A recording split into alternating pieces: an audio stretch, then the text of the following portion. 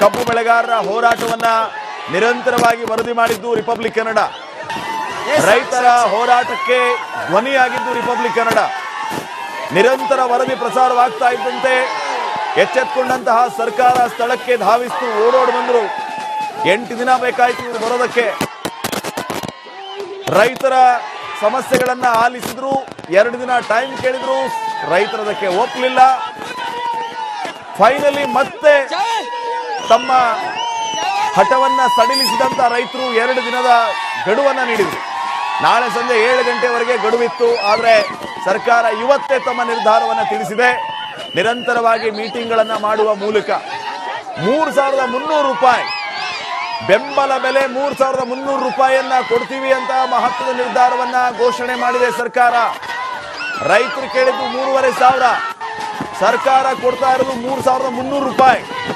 ಅದು ಹೇಗೆ ಅಂತಂದ್ರೆ 50 ರೂಪಾಯಿ ಫ್ಯಾಕ್ಟರಿ ಅವರು ಕೊಡಬೇಕು, 50 ರೂಪಾಯಿ ಸರ್ಕಾರ ಕೊಡುತ್ತೆ, ಒಟ್ಟು 3,300 ರೂಪಾಯಿ. ಈಗ 3,200 ರೂಪಾಯಿ ಪರ್ ಟನ್ ಅಂತ ಕೊಡಬೇಕು. ಮುಂದಿನ 6 ತಿಂಗಳ ಅವಧಿಯಲ್ಲಿ ಈ ಹೆಚ್ಚುವರಿ 100 ರೂಪಾಯಿಯನ್ನ ಭರಿಸಬೇಕು. ಈ ನಿರ್ಧಾರಕ್ಕೆ ರೈತರು ಓಕೆ ಅಂದಿದ್ದಾರೆ. ರೈತರು ಸರ್ಕಾರದ ಈ ನಿರ್ಧಾರವನ್ನ ಸ್ವಾಗತಿಸಿದ್ದಾರೆ, ವೆಲ್ಕಮ್ ಮಾಡಿದ್ದಾರೆ. ರೈತರು ಈ ನಿರ್ಧಾರವನ್ನ ಒಪ್ಪಿಕೊಂಡಿದ್ದಾರೆ. ಈಗ ಪ್ರತಿಭಟನೆಯನ್ನ ಕೈಬಿಟ್ಟಿದ್ದಾರೆ. ಪ್ರತಿಭಟನೆಯನ್ನ ರೈತರು ಅಂತ್ಯಗೊಳಿಸಿದ್ದಾರೆ. ಸರ್ಕಾರದ ನಿರ್ಧಾರವನ್ನ ನಾವು ಒಪ್ತೀವಿ ಅಂತ ಹೇಳಿದ್ದಾರೆ. ಮುಂದೆ ಬರುವ ಅಧಿವೇಶನದ ಸಂದರ್ಭದಲ್ಲಿ ನಾವು ಮನೆ ಮನೆಗೆ ಹೋಗಿ ರೈತರನ್ನ ಜಾಗೃತಿಗೊಳಿಸಿ ಈ ರೈತರ ಸಂಕಷ್ಟಗಳಿಗೆ ಶಾಶ್ವತ ಪರಿಹಾರ ಕಂಡುಕೊಳ್ಳೋ ನಿಟ್ಟಿನಲ್ಲಿ ಕೆಲಸ ಮಾಡಬೇಕು ಸರ್ಕಾರ ಅಂತ ಮತ್ತೆ ಎಚ್ಚರಿಸ್ತೀವಿ ಅಂತ ಹೇಳ್ತಾ ಇದ್ರು. ಈಗ ಮತ್ತೆ ಮಾತಾಡ್ತಾ ಇದ್ದಾರೆ ನೋಡ.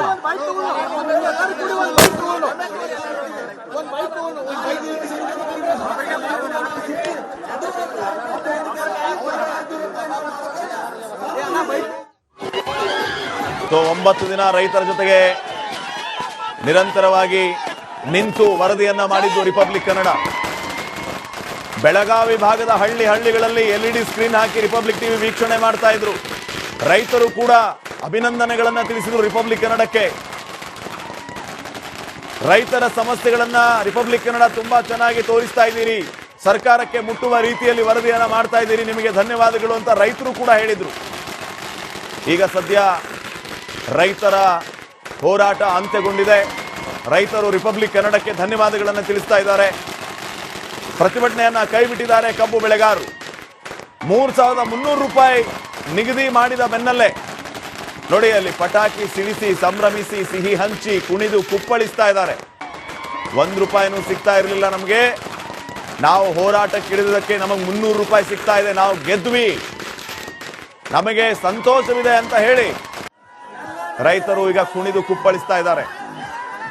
ರೈತರು ಹೋರಾಟಕ್ಕಿಳಿದ್ರೆ, ರಸ್ತೆಗೆ ಬಂದ್ರೆ ಸರ್ಕಾರಗಳು ನುಚ್ಚು ನೂರಾಗ್ತವೆ, ಅದರಲ್ಲಿ ಯಾವುದೇ ರೀತಿಯ ಮಾತು ಸಂಶಯ ಇಲ್ಲ ಅನ್ನುವಂತ ಮಾತನ್ನ ರೈತರು ಹೇಳ್ತಾ ಇದ್ರು.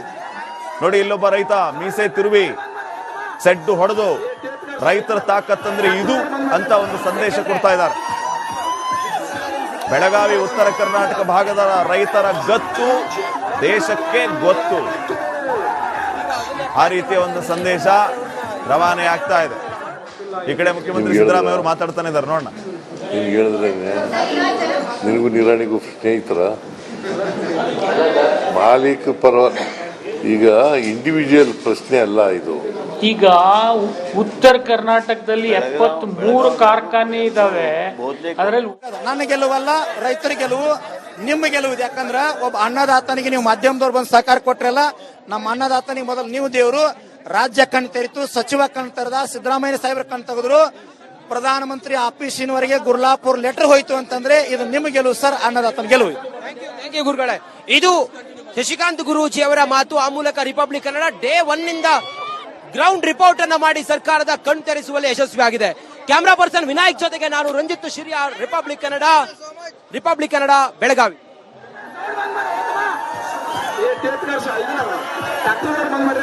ಯಾಕೆಂದ್ರೆ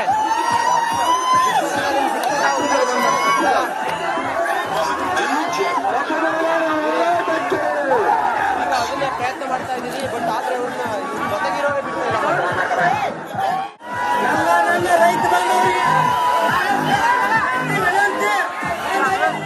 ರೈತರ ಸಂಭ್ರಮ, ಡಿಜೆ ಹಾಕಿ ಕುಣಿದು ಕುಪ್ಪಳಿಸ್ತಾ ಇರೋದು, ಎಲ್ಲೆಲ್ಲಿಯೂ ಹಸಿರು ಧ್ವಜ, ಕಬ್ಬಿನ ಬೆಳೆ, ರೈತರ ಸಂಭ್ರಮ ಮನೆ ಮಾಡಿದೆ. ಈ ಕ್ಷಣದಿಂದ ರೈತರ ಪ್ರತಿಭಟನೆ ಅಂತ್ಯಗೊಂಡಿದೆ. ಈಗ ಬೆಳಗಾವಿ ಹೋಗ್ಬೇಕನ್ನೋರು ಹೋಗ್ಬೋದು, ಈಗೇನು ತೊಂದರೆ ಇಲ್ಲ. ಆಗಲೇ ಹೆದ್ದಾರಿ ಎಲ್ಲ ಬಂದ್ ಮಾಡಿದ್ರು, ಅಲ್ಲಿ ಪರಿಸ್ಥಿತಿ ಉದ್ವಿಗ್ನಗೊಂಡಿತ್ತು. ಈಗ ರೈತರು ಶಾಂತರಾಗಿದ್ದಾರೆ, ಸಂಭ್ರಮಿಸ್ತಾ ಇದ್ದಾರೆ ಈ ಗೆಲುವನ್ನ. ಹೋರಾಟಕ್ಕೆ ಮಣಿದು, ರೈತರ ಹೋರಾಟಕ್ಕೆ ಮಣಿದು ಇವರ ಬೇಡಿಕೆಯನ್ನ ಈಡೇರಿಸಿದೆ. 50 ರೂಪಾಯಿ ಸರ್ಕಾರದಿಂದ, 50 ರೂಪಾಯಿ ಸಕ್ಕರೆ ಕಾರ್ಖಾನೆ ಮಾಲೀಕರಿಂದ. ರಿಪಬ್ಲಿಕ್ ಕನ್ನಡ ಡೇ 1 ನಿಂದ ಇವರ ಜೊತೆಗಿದ್ದು ರೈತರ ಧ್ವನಿಯಾಗಿ ಸರ್ಕಾರದ ಗಮನವನ್ನ ಸೆಳೆದ್ವಿ. ಈ ಹೋರಾಟವನ್ನ ರಾಜ್ಯ ಮಟ್ಟದಲ್ಲಿ, ರಾಷ್ಟ್ರ ಮಟ್ಟದಲ್ಲಿ ನಾವು ಬಿಂಬಿಸಿದ್ವಿ. ರೈತರು ಈ ಹೋರಾಟದಲ್ಲಿ ದೊಡ್ಡ ಗೆಲುವನ್ನ ಹೊಂದಿದ್ದಾರೆ. ಹೇಳಿ, ಈ ಮೂಲಕ ರಿಪಬ್ಲಿಕ್ ಕನ್ನಡಕ್ಕೆ ಏನ್ ಹೇಳ್ತೀರಿ ಸರ್? ಮೊದಲು ರಿಪಬ್ಲಿಕ್ ಕನ್ನಡಕ್ಕೆ ಧನ್ಯವಾದಗಳನ್ನ ಹೇಳ್ತೀವಿ. ಹೀಗಾಗಿ ಇದು ಶಶಿಕಾಂತ್ ಗುರೂಜಿ ಅವರ ನೇತೃತ್ವದಲ್ಲಿ ಮತ್ತು ಚನ್ನಪ್ಪ ಪೂಜಾರಿ ಅವರ ನೇತೃತ್ವದಲ್ಲಿ ಹೋರಾಟ ನಡೆದಿತ್ತು, ಹಾಗೂ ರೈತರ ನೇತೃತ್ವದಲ್ಲಿ ಹೋರಾಟ ನಡೆಯಿತು. ಇದೊಂದು ದೊಡ್ಡ ಆಂದೋಲನವಾಗಿ ಸೃಷ್ಟಿಯಾದಾಗ ಸರ್ಕಾರ ಇದಕ್ಕೆ ಬಗ್ಗು ಬಡಿದು ಈ ಆಂದೋಲನ ಸೃಷ್ಟಿ ಆಯಿತು. ಇವತ್ತು ಮಾಲೀಕರು ಕೂಡ ಇದಕ್ಕೆ ಸಮಾಧಾನ ವ್ಯಕ್ತಪಡಿಸಿದ್ದಾರೆ. ಆದರೆ ರಾಜ್ಯದ ಮುಖ್ಯಮಂತ್ರಿ ಸಿದ್ದರಾಮಯ್ಯ ಕೂಡ ತಮ್ಮ ಸರ್ಕಾರದಿಂದ 50 ರೂಪಾಯಿ ಪ್ರೋತ್ಸಾಹನ ಕೊಟ್ಟು ಈ ರೈತರಿಗೆ ಶಕ್ತಿ ತುಂಬುವಂತ ಕೆಲಸವನ್ನ ಮಾಡಿದ್ದಾರೆ. ಹೀಗಾಗಿ ನಿರಂತರ ತಾವೇನು ಸುದ್ದಿ ಮಾಡ್ತಾ ಇದ್ದೀರಿ ಎಲ್ಲ ಮಾಧ್ಯಮಗಳಿಗೆ ಮತ್ತೊಮ್ಮೆ ಧನ್ಯವಾದ ಸಲ್ಲಿಸ್ತಾ, ವಿಶೇಷವಾಗಿ ರಿಪಬ್ಲಿಕ್ ಕನ್ನಡಕ್ಕೆ ಧನ್ಯವಾದಗಳನ್ನು ಸಲ್ಲಿಸ್ತಾ. ರಿಪಬ್ಲಿಕನ್ ಕನ್ನಡದವರು ಬಹಳ ಒಳ್ಳೆ ಕೆಲಸ ಮಾಡಿದಿರಿ. ಹಗಲು ರಾತ್ರಿ ಅನ್ನದೇ ಪ್ರತಿಯೊಬ್ಬ ರೈತರನ್ನ ಕಷ್ಟಗಳನ್ನ ಯಾಕೆ ಕೊಡಕ್ ಆಗ್ತಾ ಇಲ್ಲ, ಇದು ಯಾಕೆ ಕೊಡಕ್ ಆಗ್ತಾ ಇಲ್ಲ?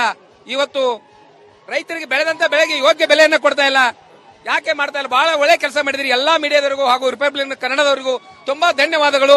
ಮತ್ತು ಸಿದ್ದರಾಮಯ್ಯ ಸಾಹೇಬರಿಗೂ ತಾವು ರೈತರಿಗೆ ಏನು ಬೆಳೆದಂತ ಬೆಳೆಗೆ ಯೋಗ್ಯ ಬೆಲೆ ಮಾಡಿದಿರಿ, ರೈತರ ಮೇಲೆ ತುಂಬಾ ನೀವು ಧನ್ಯವಾದಗಳನ್ನ ಹೇಳ್ತಾ, ಹಾಗೂ ಈ ಹೋರಾಟದಲ್ಲಿ ಸುಮಾರು 10 ವರ್ಷಗಳಿಂದ ಯಾವ ಹೋರಾಟ ಜಯ ಆಗಿದ್ದಿಲ್ಲ.